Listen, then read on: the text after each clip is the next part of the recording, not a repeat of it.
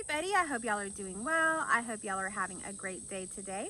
So today I thought I would film outside for y'all. It's a little bit windy and the sun's starting to come through, so I hope that doesn't get in our way.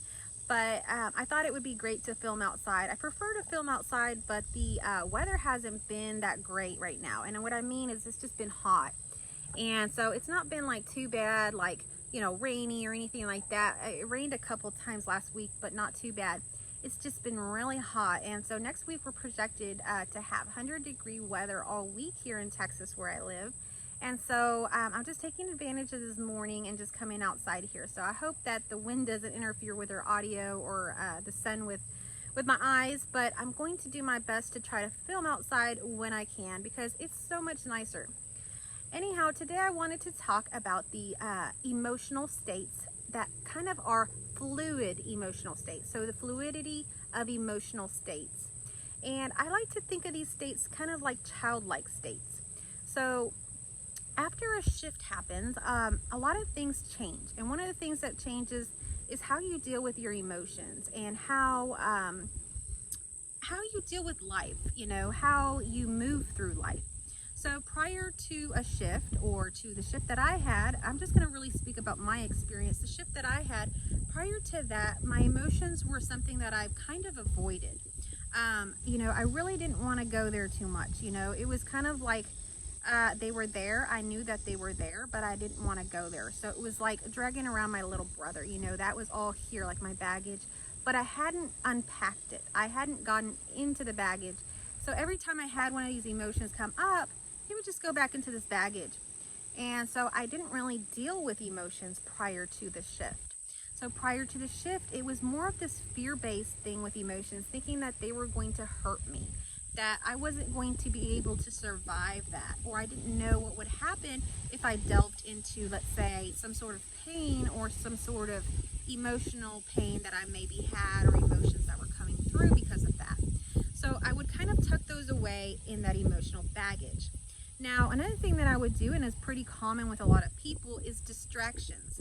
So distracting myself from emotions. So as soon as I began to feel a lot of strong emotions about like sadness or anger or any of those uncomfortable emotions, I would retreat to things that would be distracting, whether that was hobbies, whether that was at the time I used to drink alcohol, wine. You see a lot of women that are very into wine. And that's a distraction really, and men too, but that's a distraction really. And for men, maybe it's more beer, but you know what I'm getting at. So that was kind of a distractor. Sometimes it was friends, which sometimes can be helpful. And then other times it was things like binge watching things on Netflix. And y'all probably all have been through these sorts of things. They're just normal things that we all go through. And so one of the things that, happens is that we don't want to deal with our emotions, or we don't want to really acknowledge them as being anything that's really going to help us or really going to do anything for us. So we just say, hey, let's just not deal with that, or that's just negative. I don't want to deal with that. But the thing is, our emotions are really important. Our emotions are kind of like our warning signals of, are we okay? Are we aligned with the things that we are? Are we aligned with what we are, the divine nature that we are? Because if you notice, emotions come up. A lot of times the negative emotions like sadness, anger, shame, guilt, all of these so-called negative emotions arise when you're not seeing yourself as worthy and as what you are is divine. You're in connection with everything. You have a direct line source to source. So what does that mean? Really think about it. You have all the power. You harness that. And so anytime that you're out of alignment with that, meaning that like you don't see yourself worthy, or you see that you're not deserving of something, or someone is better than you, or someone has some sort of power over you or authority over you, emotions begin to stir. You begin to have a rise of anxiety. You begin to maybe have a feeling of like unworthiness, of low self-esteem, of maybe sadness. It just depends on the person. Maybe loneliness strikes up, maybe fears of abandonment. So all of these things will kind of arise. And the thing is, when those things arise and they don't feel good, it's kind of a warning signal to you to say, hey, whoa, something doesn't feel good. What's wrong? So it's kind of like when you have, like, let's say you have a big pain on your shoulder all of a sudden, and you're like, what happened? You know, like, what is going on? So you're going to lift your shirt and look and see what is going on, and like feel around and try to see what the issue is. And same thing goes for emotions. So when an emotion arises, you really want to delve into it and see, where is that coming from? Where did it originate? And is it in line with what I truly am? Not what your thoughts or your beliefs say, but what you truly are. And what you truly are is worthy. And what you truly are is loved and perfect. And so in that case, you are abundant, you are infinite. There's so many different names and words and things that I could put onto this. But you are everything. And there is nothing that is higher than you. There's nothing that is anything, you know, that has any authority or, you know, can do anything to you to hurt you. What you truly are cannot be moved. What you are in this body, what you are the body, what you are the emotions, what you are this person that's appearing, is a bit limited, right? In their thinking, in their beliefs, in the way that they carry themselves. But all that could be transmuted when you have a shift and realize your true nature. And as you begin to work on your inner work and things like that, that can begin to change as well. You don't need a shift to experience this level of change. Of course, you know, there are different levels of change. It would be kind of hard to probably experience bliss or a complete, like what they call samadhi state, without having that. But to have the experience of using our emotions and being in a fluid state, like a childlike state, is something that you can have. And it's just basically emotional intelligence. So you can kind of look that up. Now, I come from a psychology background, so I know a lot about this. And, you know, these are things that I've taught, like, my clients and things. But emotional intelligence is something that has, you know, been around for a while now with psychology. So you can kind of look that up. And I'm not going to delve way into that here, but you can look that up on YouTube. And there are plenty of people that have already completely done all the work there. So emotional intelligence is number one. You know, just understanding that our emotions are something that we have to work with, that we can utilize to really help us along our journey. And so emotions are actually our friends. And in order to utilize those and to know how to work with those, you know, you can learn about emotional intelligence. You can watch those videos. And if you find yourself that you might need therapy or help with that, that is okay. There is therapy. There are people that are supportive and can help you with that. And, you know, if you want to partner alongside me, I'm available as well. So you can also contact me for that. But, you know, there's plenty of people that are, you know, willing to hold that space of working with emotional intelligence or trauma or whatever you want to do. So when you become a little bit more emotionally intelligent, knowing and understanding how emotions work and how they function and how they actually benefit you, you become more fluid with emotions. You actually want to be in that state of really examining these emotions. It kind of turns you into a detective. So for myself, I've always been into true crime. I've always been into, like, solving mysteries. That's just always been something very fascinating to me. Now, after the shift, I kind of like stay away from that a little bit more, but I certainly recall everything that I've watched and, you know, all the skills and things that I've learned about that, and I've loved it. And so anyhow, I don't really go into the true crime anymore, but I go into my emotions. Those are wow, you know, and other people's emotions too, you know, as far as counseling and, you know, working with people, delving into their emotions and really seeing, where did this originate? What happened? And it's usually something. And then how can we use this, you know, as something to really help us to really break, you know, to really, it's not just to distract us from the emotion, but to really overcome the emotion and learn from that emotion what it's trying to teach us and move on from that emotion with that information. And most likely that scenario will not reoccur. So that's how it works. And that's how, you know, parts of psychology and counseling really work, is to really equip you, not just help you heal the trauma, but equip you with tools that you can use along the way in life. And not be so fearful of things like emotions, which are just natural things that occur and arise within our own bodies. So emotions can be felt in lots of different ways. We can feel them in our body, like we can feel our body is tight, our chest is tight. We can notice our voice change. Maybe we're talking faster. Maybe we're talking a little bit more harbored. Our breathing is, you know, harbored. Different things can happen, right? So those are ways that we can know that we have this emotion. Now, emotions usually for me are very clear. So when I feel angry, when I feel sad, when I feel upset, when I feel happy, when I feel elated, all of these things, I know, I can recognize that. I don't just feel off. I know what that is.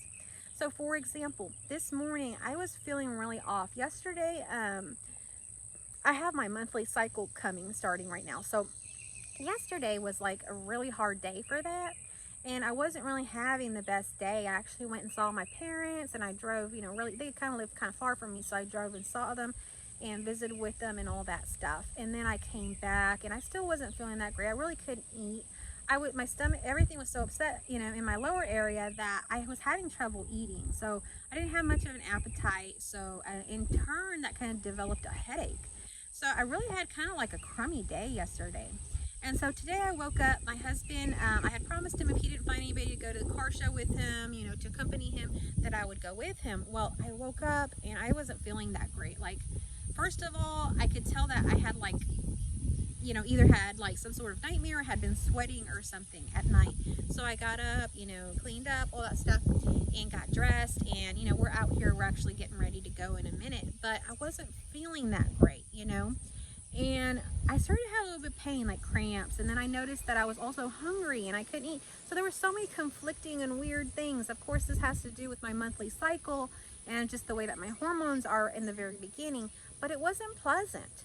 And, generally, I might, say, hey, I just want to stay home. And that's okay. You can use your voice and say that. So when you have these emotions, you really want to go with what feels right in your heart. So if you don't feel like going somewhere, say that. Just like a child does. Have you noticed with children, as soon as they don't feel bad or they actually don't want to do something, they instantly are like, Mommy, I don't want to do that. No, Mommy, I don't want to do that. I want to stay home. I want to do this. They are not shy to say what they truly feel. And yet we are so careful to say what we truly feel as adults. Why? And so something funny happens, and I think it's part of being polite. I think it's part of being the way that we were raised and the conditioning. And most of us have been taught to be polite. Most of us have been taught to really consider other people's feelings and, watch our words and what we say and how we say it and things like that. But yet that hasn't really served us, if you really look at things. So one of the things that happens when I'm in counseling with clients is some people will come in and it will take a lot longer for clients to open up. So I will tell people, there's no need to be polite here or any of these things. I just need you to be raw and open and just get down into the nitty gritty with me. And that's where we're going. We're going into the dark spaces that you don't usually go into. I'm used to going into that. I'm okay with that. So don't worry, take me into your deepest spots and we will go in there together and we will do it safely. So I kind of reassure them with these things, because what I've noticed is a lot of times people come in and they waste their own time and money by really being very polite and kind of not sharing the nitty gritty of the details of their trauma or what's happening. So it takes us a lot longer to get to that root issue. And, that's with therapy. But, I have to really tell people, hey, it's okay. Yes, I am a professional, but I'm really just an extension of you. And I'm here as a support. And the way you speak at home and the things that you've been through, you can share with me completely. And a lot of times the night before I have therapy with someone or, whatever, I will try to connect with them in that way, like just energetically, so that I'm already there and it's already open for me to really explore what's going on with this person. Anyhow, so once I let them know that, they can be themselves with me, then we start to really get into what's actually happening. So this whole politeness thing, or holding our words back because we don't want to hurt somebody's feelings, is something that we really need to examine, because a lot of times that goes at the expense of our own emotions and our own needs and wants, and that's not okay. So I was just thinking about something else about counseling, just real quick. And so with counseling, another thing I noticed was that some clients, maybe at home they used a lot of cuss words or whatever. I don't typically use a lot of that because I try not to use those words on a daily basis or on a usual basis because, um, I teach, I volunteer, I do a lot of things with children. And I can remember one time, like, I was outside with children. These children were like preschool age, and I was near a tree, and a branch from a tree fell and like kind of hit me. And I said a curse word. I said shit. And all of a sudden, like, I realized, whoa, like, that was just a habit, right? So it was just a habit of the way that I was speaking more, at home or whatever, just a habit. And so I noticed that, and I changed that then, because I didn't want that to be a habit or something that would slip out around children, because I don't want that to be the case. But I'm okay with any kind of language, whatever, you speak, whatever you do, the way you express yourself is beautiful. It's perfect. Be yourself. That's the most important part. So, I find a lot of clients don't want to really, or they slip up and like let a word out or something, and then they feel embarrassed or ashamed in counseling, and they regress, and it takes longer. There's no need for that, guys. I absolutely adore and love all of y'all, and I want you to really experience love and acceptance. And if I can hold that space for you in a safe space like that, I would love for you to experience it that way. So if you want to cuss, if you want to talk the way you talk at home, if you want to say what happened and just really get into the details of some stuff you've never probably talked about or whatever, that is this kind of space that, a therapist, a psychologist, life coaches, all of these people hold this space for you, where you really can't find that anywhere else in life. Maybe with your partner, but even with a partner, it's very different and it's not the same. So when you begin to do this, you begin to learn to be yourself. But you don't have to go to therapy for that if you don't need it, right? So one thing to do is just to be in this fluid state and just realizing and kind of reflect. You know how thoughts come through, right? And if you don't know about thoughts, I have made some videos about thoughts. And so thoughts just come through. They're not, who you are. They're not your inner voice. They're not who your authentic self is. It's not God. It's not anything. It's just thoughts that are coming through.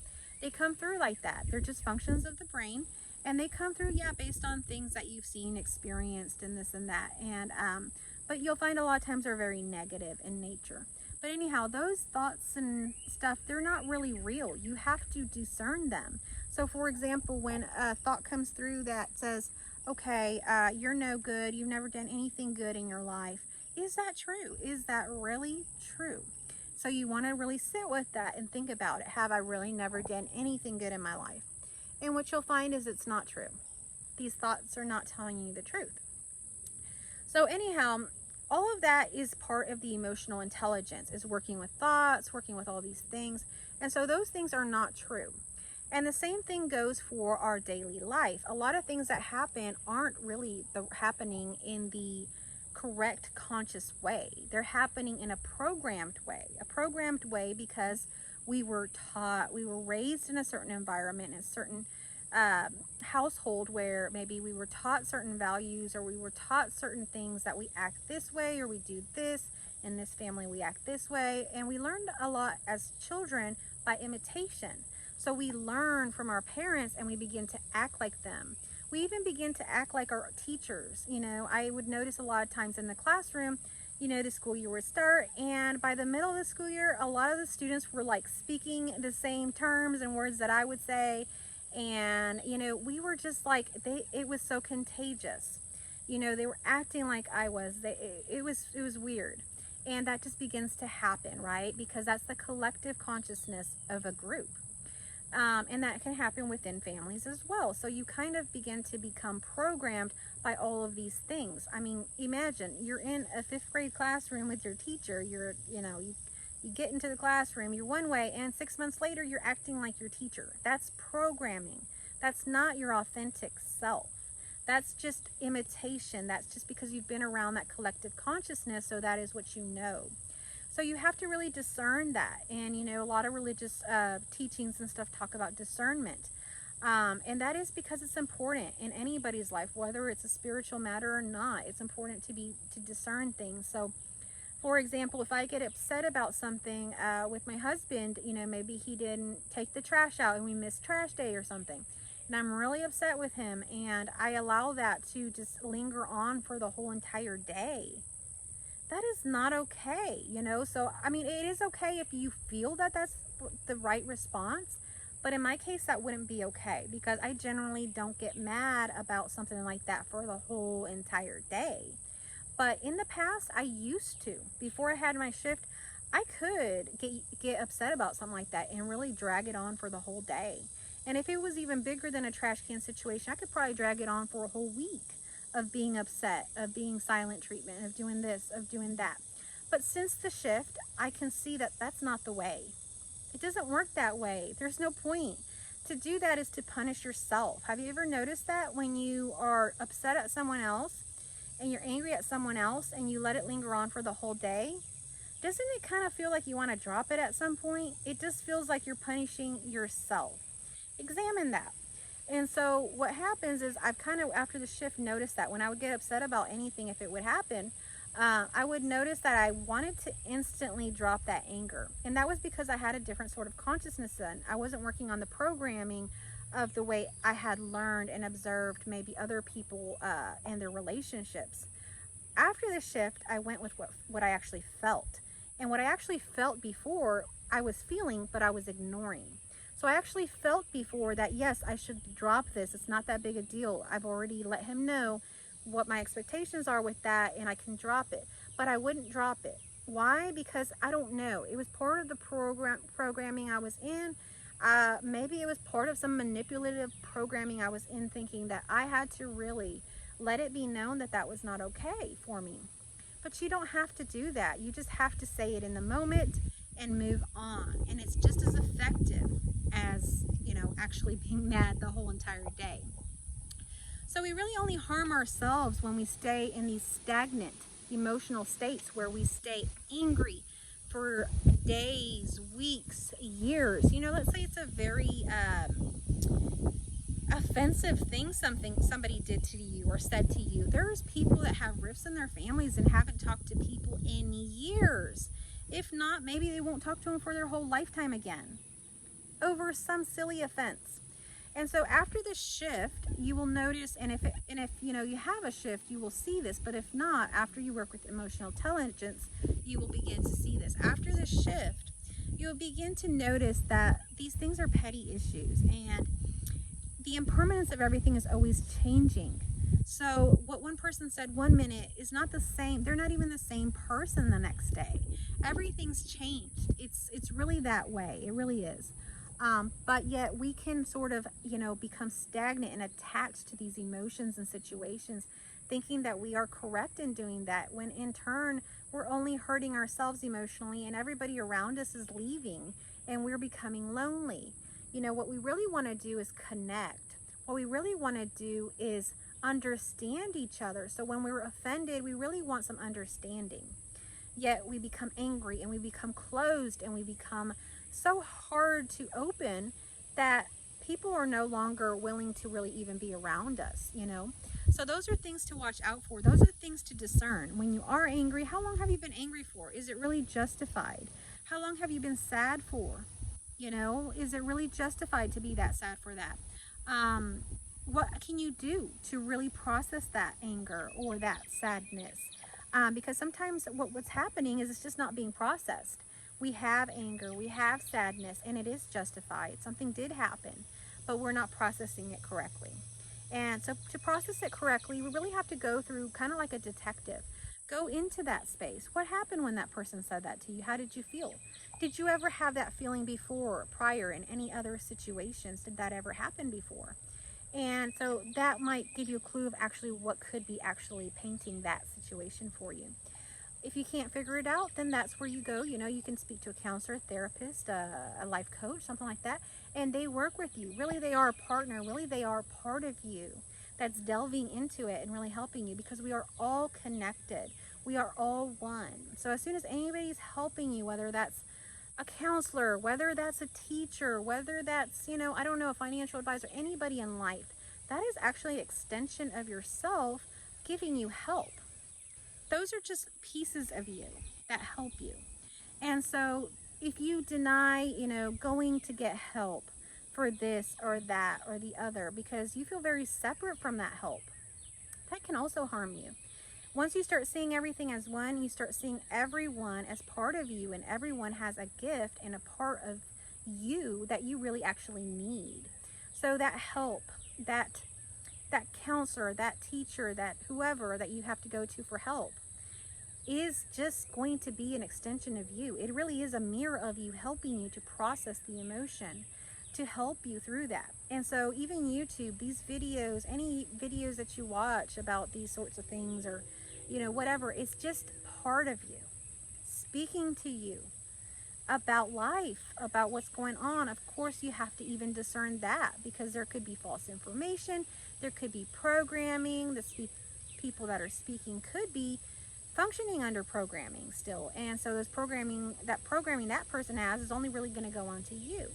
So that's really the thing, and that's why I really focus a lot on my videos and on my work and stuff, about really working with what the person feels. And so when I'm working with someone, if the person isn't really telling me, or I can't sense their way that they're feeling, or what's happening, or what they want and don't want, and they're not using their voice, then we have a problem. We have a problem there. So the best thing would be to use your voice, and that's one of the things to really work on, is speaking your truth. And like I said, children always speak their truth. You will notice that if they see something that they don't like, they will say they don't like that. You'll notice that they will even be rude sometimes, but that's not rudeness, that's truth. They will say something like, if somebody is lying, they will point it out and they will say, no, that's not true, mom said this. And so they will tell the truth, and that is a good thing. But we've programmed children, and we've programmed ourselves not to be truthful. So we have to begin to start speaking our truth. And the best way to do it is to speak it in words, let it out. Use your voice. That's the most powerful way.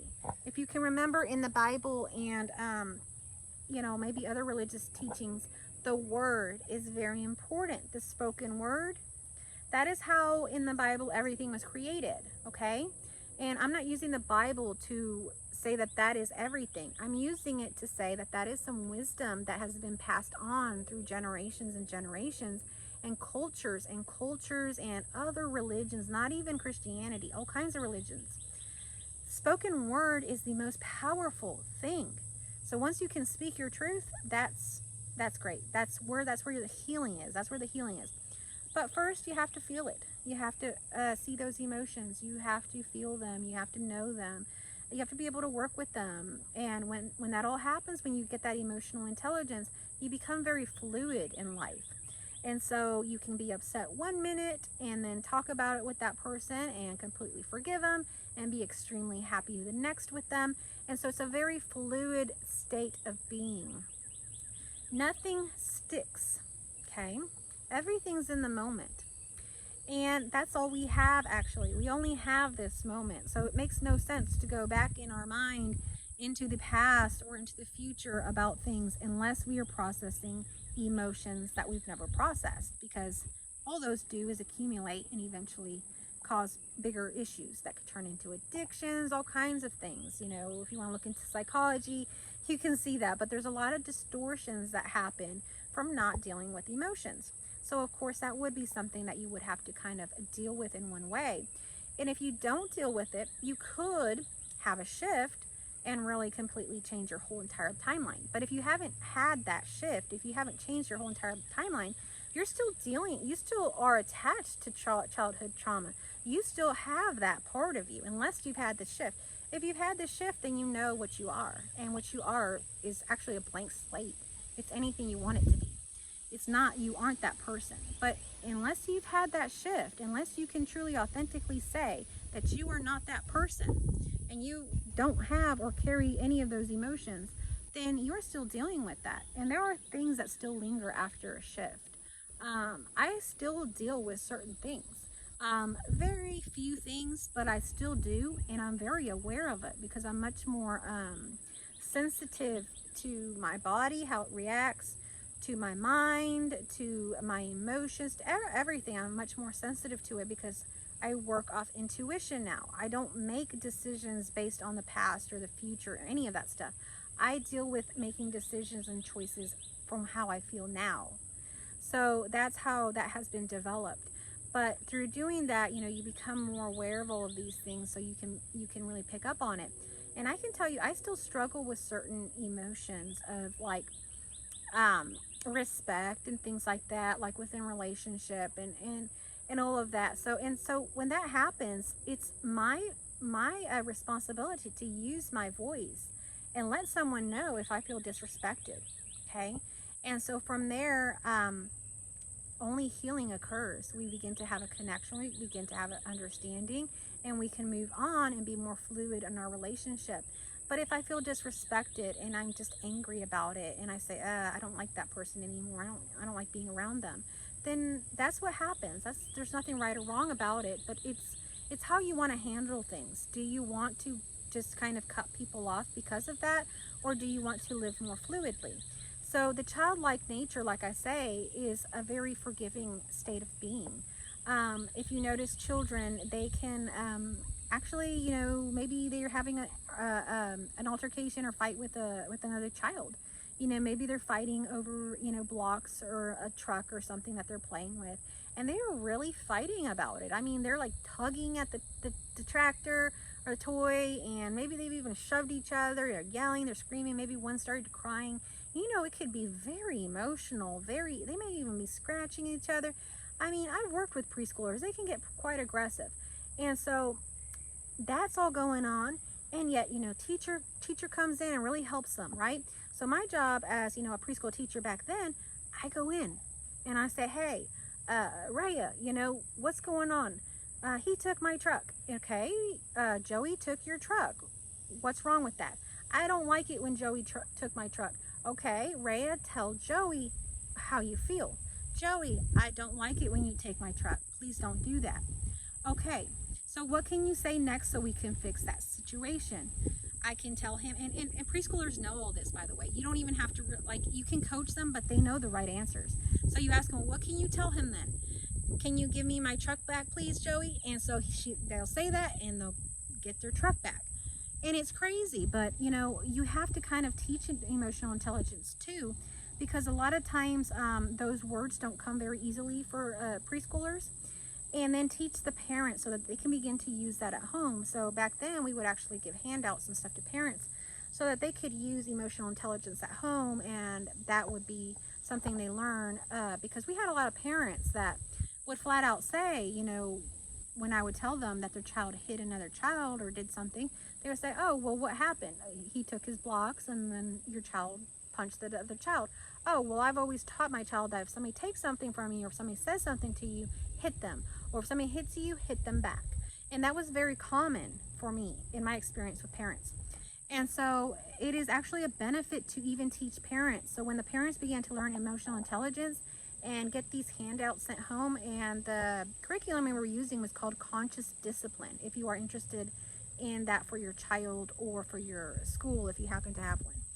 And so it's called conscious discipline. And when we began to send those things home, the parents were very grateful. The ones that actually read it, they were like, wow, thank you so much for sharing this with us.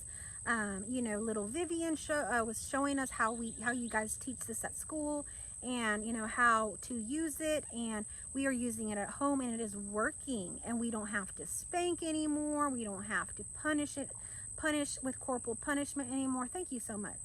So it was a benefit. But if we had blocked that, we had said, oh no, children don't need to learn emotional intelligence, or parents don't need to learn parenting, everybody knows everything already. Yes, we have everything within, but there are situations where that person has grown up in programming, so they're functioning off programming. They're not functioning off the interior. They're not functioning off what's within. They haven't even tapped into that. So how can, they are not tapped into that. I can just tell you that. Once they start getting this information, they start opening up to it, and it starts happening. And it's as simple as sending a handout home. And so what's been happening lately is I've been having like kind of unusual one-on-ones with people. I've started my course, and I've kind of been doing a little bit of kind of digging and kind of getting to know some of the students and things like that. And so I've had some different encounters and some people that, were not fit for the course. And so there are people that, they are still needing to process those emotions.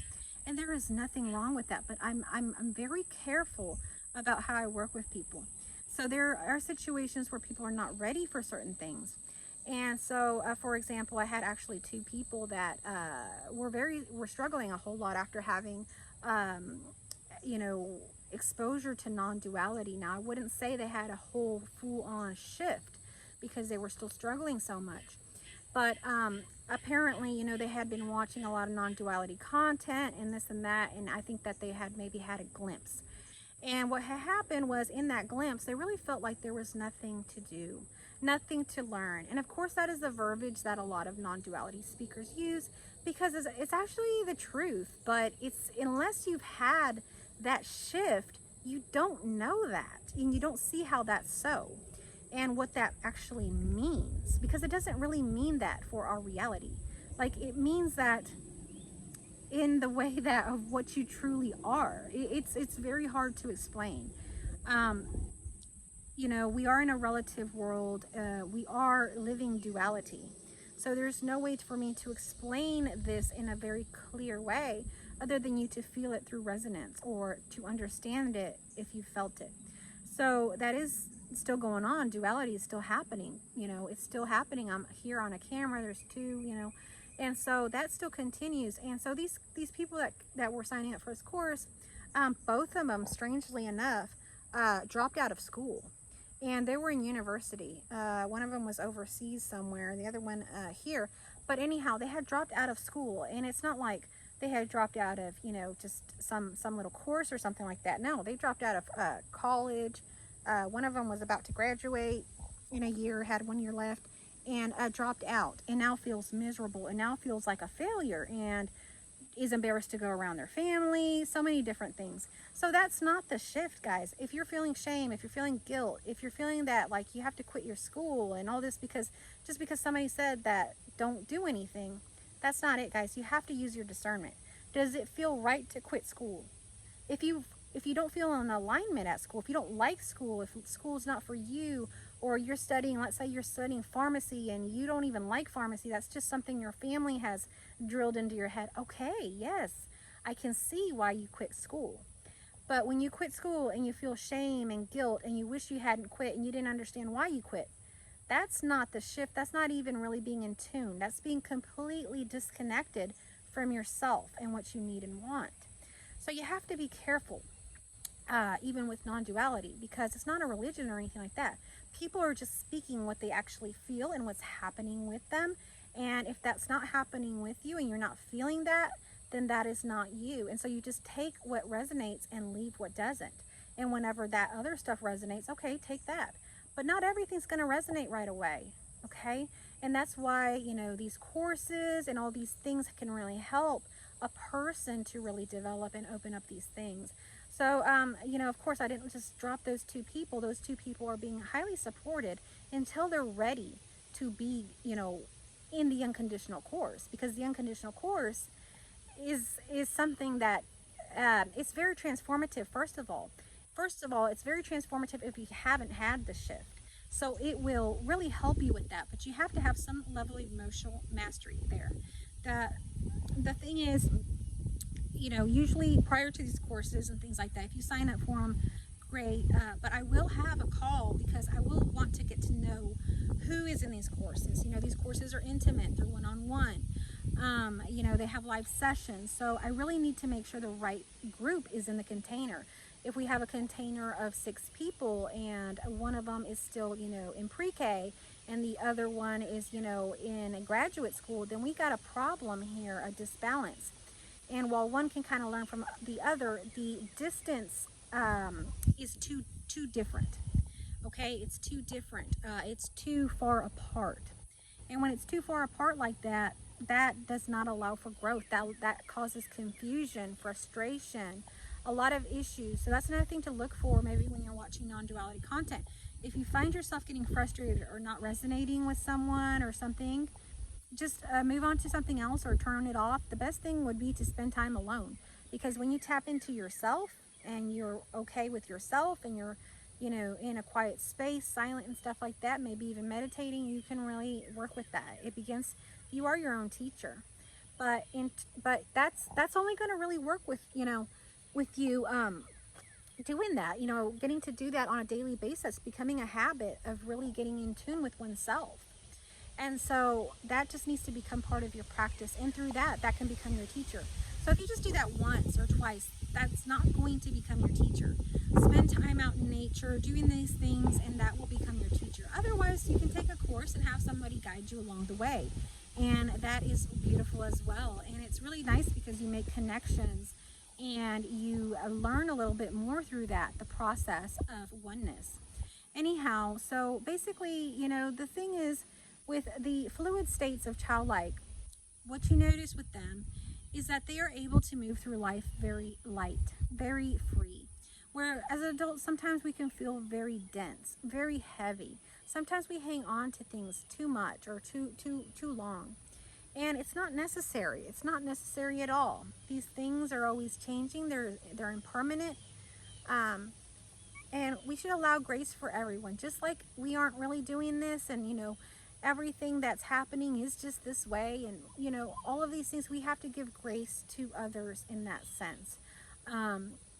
We are all just trying to do the best that we can here on earth and on this relative existence, this illusion that we live. But what we truly are is amazing. It's never changed. It's not tainted. It's not moved. It can't be destroyed. It's permanent there within you. It's that small, still voice. It's that permanent, never changing part of you that no matter what happens, no matter what anybody says to you, no matter what choices you make, no matter what happens in life, you are that never changing thing. And it is perfect, and it is beautiful, and it will never end. And so I feel like, you know, this life is kind of like a place where we can learn, we can play, we can explore.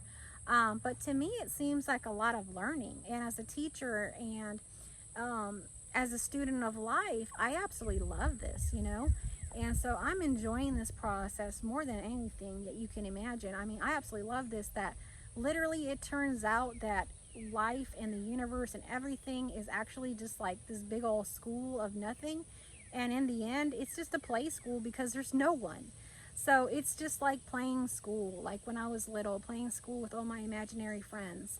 And so I've returned back to that, and, you know, playing school with my imaginary friends when I was 3 years old, and all these imaginary people and stuff that I had in the classroom was like magic, was like a dream. I couldn't wait to one day be a teacher.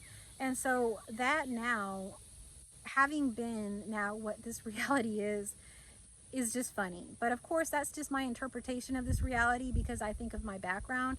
You could probably interpret it a whole nother way. What if you were a scientist, right?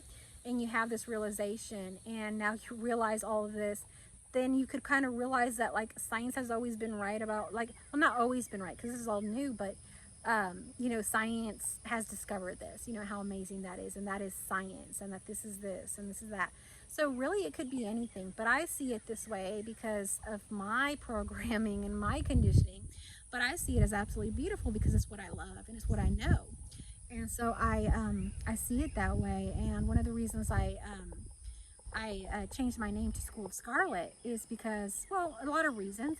Scarlet was my alter ego name that I had for a long time prior to the shift. And Scarlet means joy, School of Joy. And I would love to have a school. And so school, you know, the schools that I've worked at, the schools that are around here, I don't want to work at. So I created my own school. So now we're having courses, we're looking for land, we're looking to do retreats. I mean, this is a dream come true for me. So I hope that you will come along this dream and just kind of flow like a child and play. And, you know, if you want to play imaginary, if you want to play teacher, if you want to play that you're a school, or you want to play that you're a scientist or a movie star or a singer, hey, do it. Why not? You know, this is a place to have a lot of fun, a lot of joy, and learn along the way. Because this is what this is, and it's all imaginary, okay? It's all an illusion. So what's it matter? Do what you want to do. Do it authentically. So what I'm challenging you to do in this video is to really tap into your childlike nature. start doing some of those things you did when you were a child. What did you like to play with? Guys, I will tell you, when I was little, I used to play with mermaids a lot. And so my parents saw that, and I loved water. I would always go to the beach, bring my little mermaids with me and play with them. They were like Barbie dolls that had the tails, and play with them in the bathtub, at the beach, everywhere. Excuse me. So my parents saw that love I had, and I began to manifest all kinds of things without knowing it back then. I manifested going to see The Little Mermaid at the movie theater. I manifested going to see the mermaid show here in San Marcos. I went and saw the Swimming Pig. I saw Swimming Mermaids here. They have a show that is no longer around, but they had that back then. And I got to go to Florida, and I got to go see Wiki Watchy, which is the mermaid show that they have there. And I manifested all this stuff. Like, I was like 5 or 6 years old. And, you know, that was my love of mermaids. And then as an adult, I continued to love mermaids. I manifested a house. I manifested all kinds of mermaid things. I would go to like nice fancy restaurants or something, and there would be like this beautiful, huge lamp of a mermaid. My husband found that for me. He bought that for me off Facebook Marketplace one day. My whole house, I have a house, mermaid house, completely covered with all kinds of mermaid stuff. And you know, it's on the water. So, you know, my dreams came true from manifesting from love, from this deep love of mermaids. And so this is just a story to inspire you to really go into finding your childlike nature. Well, what I'm going to do now that my shift has happened, so I had a list, and it was 30 things to do before I turned 30. I'm much older than that now. I'm 10 years older than that now, and I didn't meet all the goals on there, but I've met most of them. And one of them on there that I didn't meet was to swim in my mermaid tail as a mermaid with dolphins or something in Hawaii. And so it doesn't even matter if it's just fish or whatever, just swimming in Hawaii with that, because Hawaii for me is very sacred. I went there once for my honeymoon, and that place is magical. So stay tuned. That'll be one place we'll be doing retreats at. So anyhow, so that's one of my goals. And after my shift, it really became my desire to really do some of these things that I enjoyed doing as a child, or my dreams and things. So I'm focusing on that now, and I'm getting my mermaid tail. I'm making my tops and all that stuff, and we will be doing that here soon. So I hope that my family will come along with me, and then one day here soon we'll probably go do a retreat in Hawaii.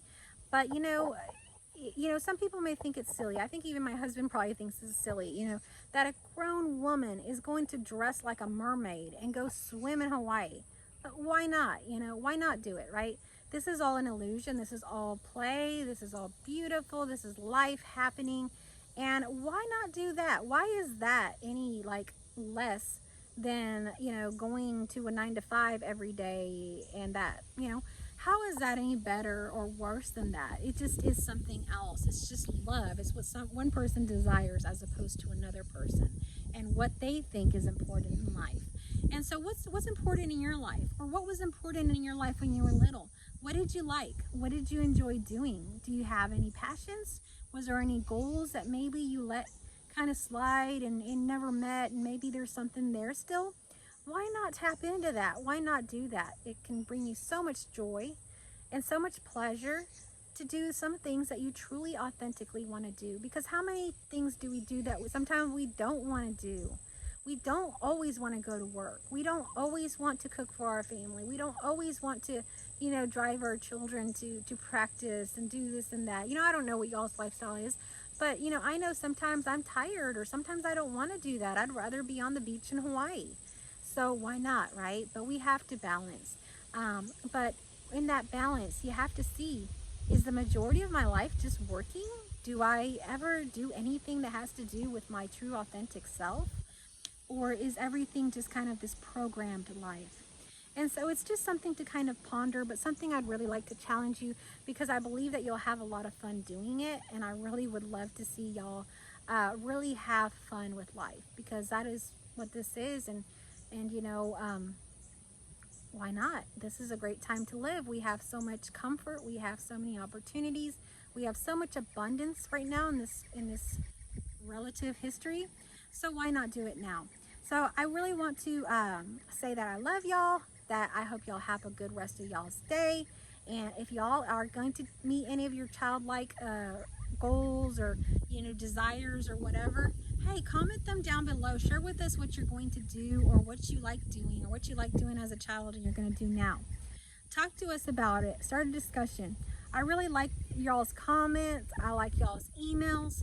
I like y'all's thoughts and everything. So please engage with us here, and that'll build us a more of a community where we can kind of build off of each other and really connect in that way that we are all one anyway. Thank you so much for watching.